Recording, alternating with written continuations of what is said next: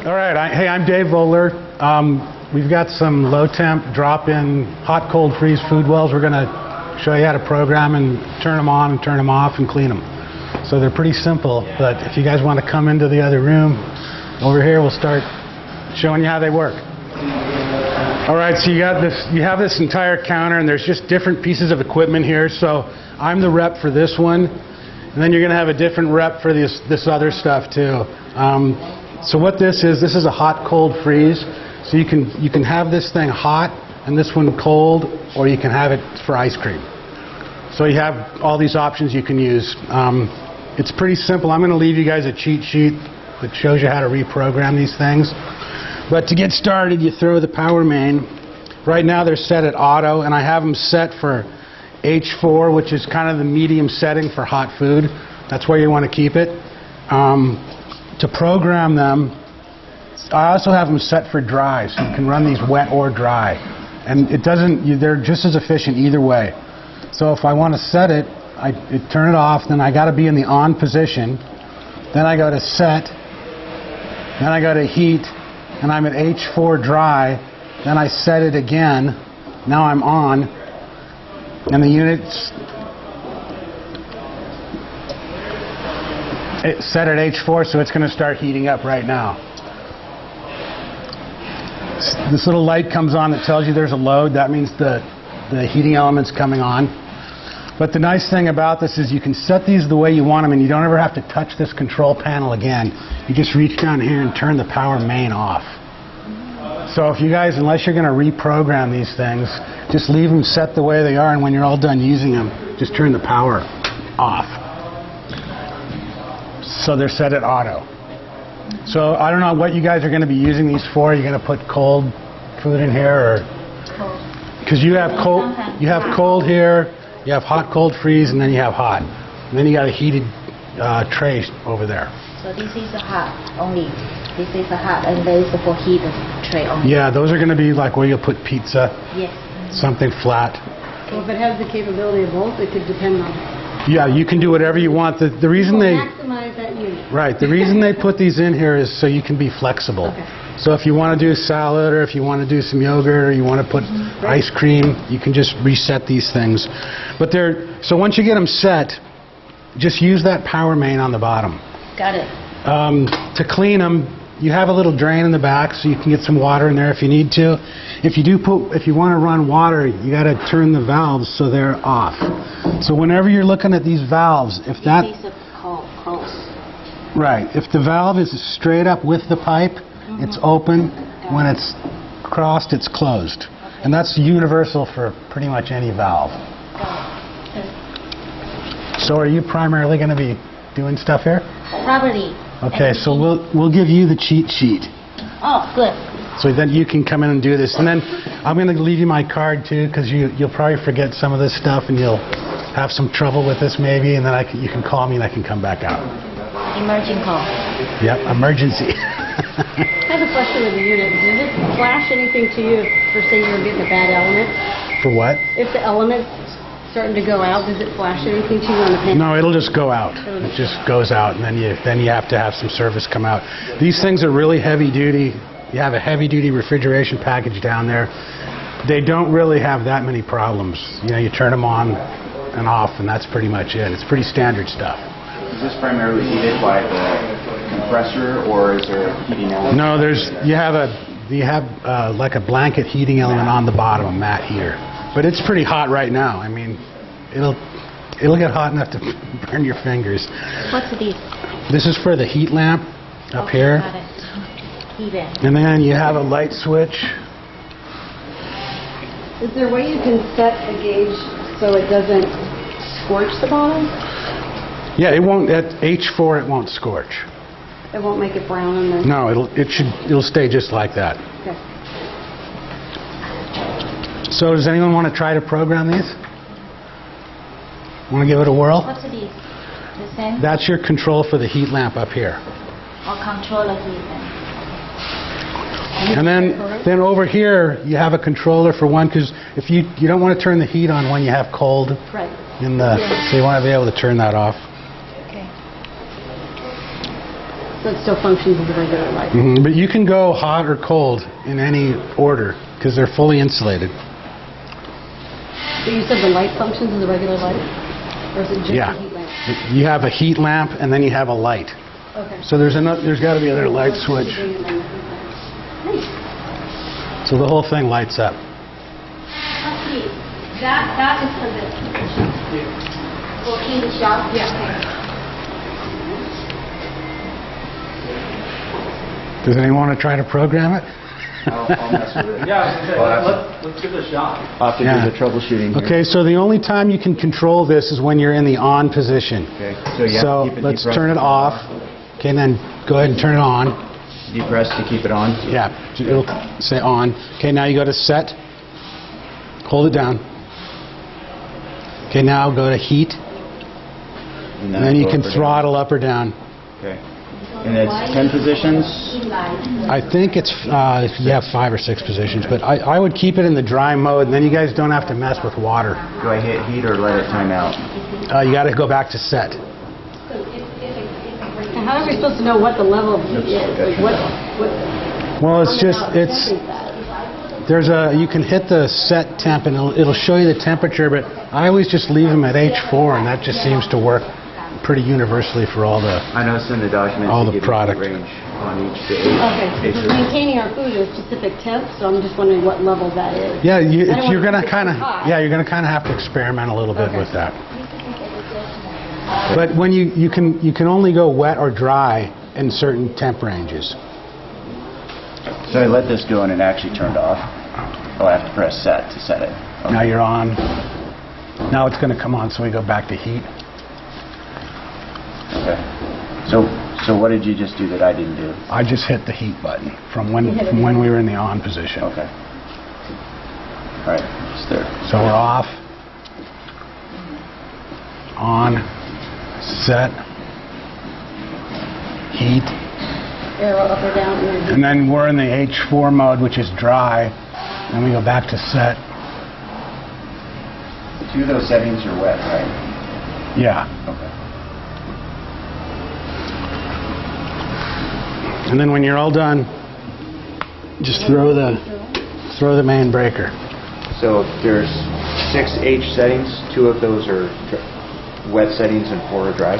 I think so, yeah. Okay. And I'm going to leave you guys a little cheat sheet that kind of isolates it a little more for you. And you said you're sending a cheat sheet? It's right there, right behind you. And then Deborah has a couple too. Okay. So that'll help you get through some of the programming. But are you going to run these cold? What's that? Do you know if you're going to run them cold or hot? Because we can Yeah, set them we're right doing now. cold. Yeah. Okay. It looks like a similar with the Easter strawberry one and Roosevelt and Scott.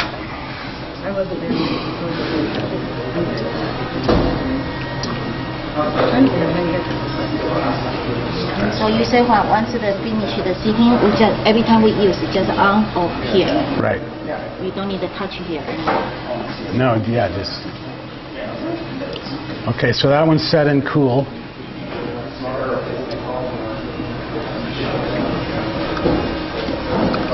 But again, Dave, like you were saying, if they're not mixing up the food too terrible much, you'd be able to set it and just Yeah. get that temperature range. So, yeah, so these things are set now for cool.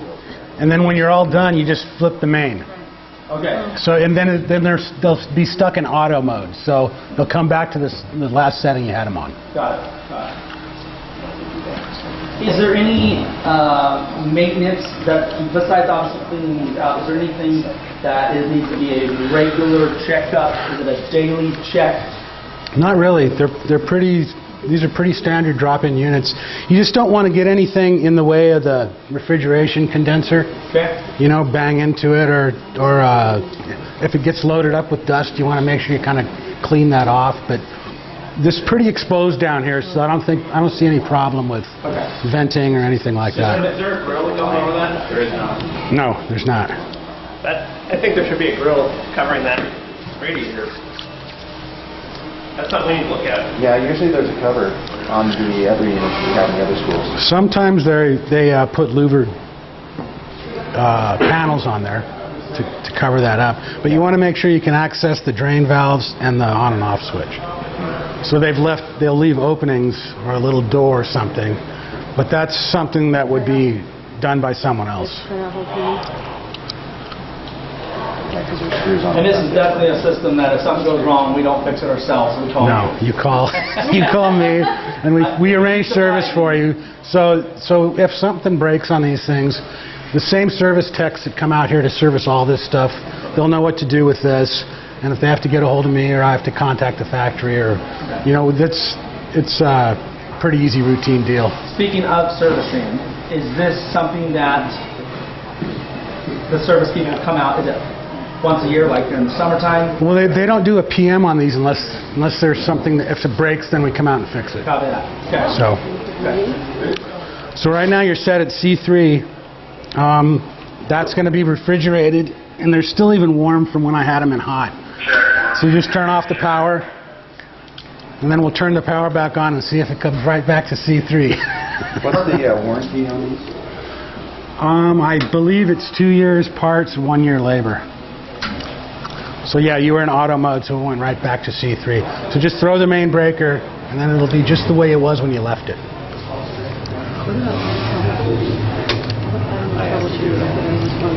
And then you got one more of these things on the other end. And it functions exactly the The same. same exact controls. Okay, I don't think we need to go down there and film any of that. Do you have any more information for these folks? Not really. I'm just going to give them my card, and if anyone, I'll come back out and help you out if when the school gets going and all of a sudden everyone's panicking. We'll get going and take care of you. So don't freak out. He'll be here. Yeah. How does it function differently in the wet mode? Does it... No, they operate the same way. It's just a preference. So a lot of the people, they don't even want to bend over and drain the water out. So we've just engineered these things to run the same way, wet or dry. Oh, okay. Does So- it auto-fill or does it... There's no autofill on this. So that's another thing that, you don't want to mess with the valves. Just, you don't need to pour water in it. Just put your pans in there and just start using it. It does have an automatic drain though. Solenoid to drain. The drain valves are right here. Okay. Open, That's great. close, and see. Yep, open and close. Any questions, or? So the other side is the same, right? The other side's the same way, and I'll set them to cold before I leave. Unless you want to. You want to try it? Hot is already enough. I will put the cold here. Yeah. I can put the milk This is here, yeah. and I can put the salad bar here. And this, yep, exactly. So this is cold too. Yeah. But I know how to put it if I need it for the hot. I know how to do that. Yeah. It's similar with the other school. Yeah, we have them in a lot of the schools. Yes, So just in case, but my idea is milk here and salad bar there. Right. And how to yeah, you're gonna, as you go and do the school things, start changing. So Yeah. you just have a lot of flexibility in this lineup. So I like it. you have a lot of refrigeration. You have a lot of heated areas. So then it's just a matter of getting used to the new flow. I have a general question. Maybe it's a dumb question, but I want to No. ask it anyway. For either you, Dave, or Deborah. Is there anything that you would say, please do not clean this equipment with this? Don't use bleach. Okay. We don't use it. Don't use bleach on stainless steel. It'll eventually erode it. Just soapy water is probably the best thing. And if you have some stainless steel cleaner, How about the vinegar? Is okay? Vinegar water? yeah, vinegar will work. That's fine. It's just No bleach. It's just bleach is not good with stainless. So yeah, Okay, no, that's a great question. yeah, Great question, great answer. I don't think nobody would use it. no bleach. Yeah. Okay, so we have these sneeze guards here. These are adjustable up and down, and then the deflection can change. Whenever if you guys plan on adjusting these things, make sure there's two of you, because this is pretty heavy glass, and if it starts to tip or swing or move, Yeah, I was going to say, yeah. Check 1, 2, 3, check 1, 2, 3. Testing, check. I'm already. Check 7, 8, 9. So you don't want to unscrew them all the way. Check. Uh-oh. We got to go down.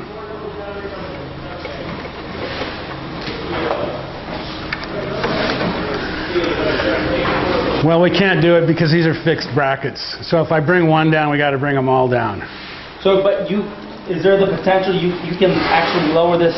Yeah, you can bring the whole idea. Can we do that side? Can we? Well, it goes. It's Oh, one. so Yeah, it's it's the all whole connected. bracket line. So We it'd take. will drop them so that they can be pivoted independently.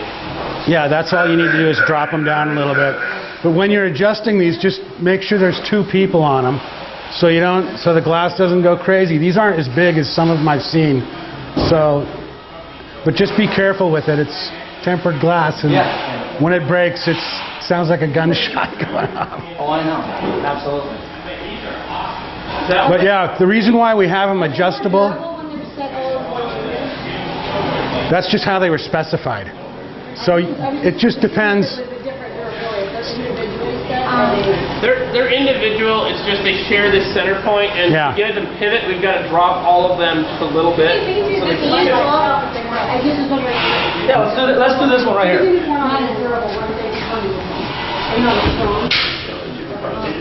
So 2 people together do it. Yeah, So one person. That's probably good right there. Adjust it. and then pop the. Did you loosen the? Oh, I know. Need the both side together to do it. Sometimes this is tough when these things are down. Because I think this is too big a gap. Is yours able to move? Check 1, 2, 3. Okay. Let's just block it off. Independent. Like this one could be straight down, and that one could be going low, and this one could be 45. But the problem is they're hitting. We're just going to drop them in. So the reason these are adjustable is because when the health inspectors come in, there's this gap they look at, and if you're off, you just move it to satisfy the code. Check 1, 2, 3. Does that make sense? Yep. So you can go from self-service to no service. So you can not let them grab the pizza. So can we do that between this one and this one? You know, not like this is so straight and not this is so high. We can. Yeah, it's just going to have to be dropped down all at the same time. Okay. And then you'll be able to change the deflection on each individual guard. So we'll set them all so that they can be independently. Testing 1, 2, 3. Testing. Testing. It's just got to be a group effort. We'll need 1, 2, 3, 4, 5 people. And that's pretty much it on the sneeze guard. So,